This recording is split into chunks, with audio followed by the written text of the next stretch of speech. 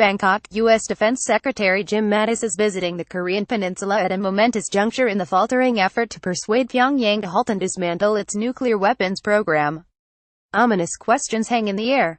Is diplomacy failing? Is war approaching? Mattis' second trip as Pentagon boss to Seoul will take place Friday, following his consultations with Asian partners on a unified approach to resolve the North Korea crisis. In the Philippines, his Japanese counterpart spoke darkly of an unprecedented, critical and imminent threat posed by the North's repeated demonstrations of its ability to launch an intercontinental range missile, potentially armed with a nuclear warhead. Twice, in August and September, North Korean missiles overflew Japan's northern Hokkaido island, triggering alarms and warnings for citizens to take cover.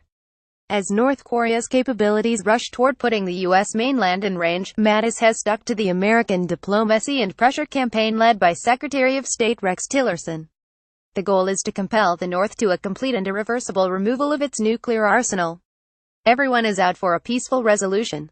No one's rushing for war, Mattis told reporters Wednesday on a flight to Thailand. From there, he is traveling on to South Korea. But there are increasing suggestions of possible military confrontation. Trump's National Security Advisor, Lt. Gen. H.R. McMaster, said last week, "We are in a race to resolve this short of military action," adding, "We are running out of time." Michael Swain, a longtime Asia specialist at the Carnegie Endowment for International Peace, said that while he is hopeful of averting conflict, "I don't see any clear signs that there is progress in either coercing the North Koreans into starting to talk about denuclearization or finding some other path towards some kind of engagement with North Korea." Recent months have shown a worsening of the relationship between the U.S. and North Korea that is very troubling to me, he said in an interview. "I'm concerned about the president's upcoming trip to Asia where the North Koreans could use this as an opportunity to conduct some additional tests." President Donald Trump will visit South Korea next month. Aides say he will not travel to the demilitarized zone, the internationally recognized buffer zone that has separated the two Koreas since the Korean War. The fighting ended in 1953 with an armistice, not a peace treaty, meaning the United States and North Korea are still technically at war. Trump has mocked North Korean leader Kim Jong-un as Little Rocket Man and threatened to unleash fire and fury on Pyongyang if its leaders do not abandon their nuclear weapons.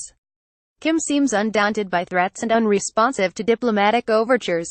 He has traded insults with Trump and kept his country marching, some say speeding toward a capability to strike any American city with a nuclear weapon. Trump has said he will never allow the North to reach that point. In Seoul, Mattis will attend annual meetings Saturday with senior South Korean government officials and assess plans for countering the North's threats. He'll also reaffirm America's promise to defend the South against any attack, and possibly discuss the outlook for giving the South wartime operational control of its own forces. The U.S. has about 28,500 troops in South Korea, including at Osan Air Base where the Air Force maintains fighter aircraft. More than a decade ago, the U.S. was prepared to give sole operational control of South Korean forces in the event of war with the North, but the U.S. ally has repeatedly asked that the transition be delayed. In 2014, the sides agreed to drop any timetable and hand off control only when both decide conditions are right. Thus, U.S. Army Gen.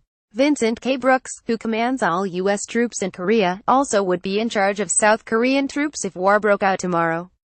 The North's Kim has vowed to complete his country's development of a nuclear arsenal, a project begun by his grandfather, Kim Il-sung, in defiance of international condemnations and United Nations economic sanctions. Even China, the North's traditional benefactor, has taken stronger economic measures to pressure the North to return to negotiations. None of the pressure has worked as the North insists a nuclear arsenal with global reach protects it from what it sees as U.S. efforts to overthrow the government. Cho Son-hui, a senior foreign ministry official, told a conference in Moscow last week that his country will develop nuclear weapons and missiles until achieving a balance of power with the United States. Conference participants recounted her saying the nukes were non-negotiable unless Washington ended its hostile policy. The U.S. has stepped up the tempo of military exercises with allies, including periodic flights by strategic bombers over the peninsula and naval drills with South Korea last week. The activity has raised questions about whether Washington is showing force to deter Pyongyang or readying for a conflict. After North Korea conducted a series of ballistic missile tests and an underground nuclear test in September that the North said was a hydrogen bomb, it has kept the world guessing on what it will do next. If it again launches a missile through Japanese airspace, will Japan or the US attempt to shoot it down? Will the North detonate a nuclear bomb over the Pacific, as Kim's foreign minister recently suggested, and could that presage war? AP writer Matthew Pennington in Washington contributed to this report.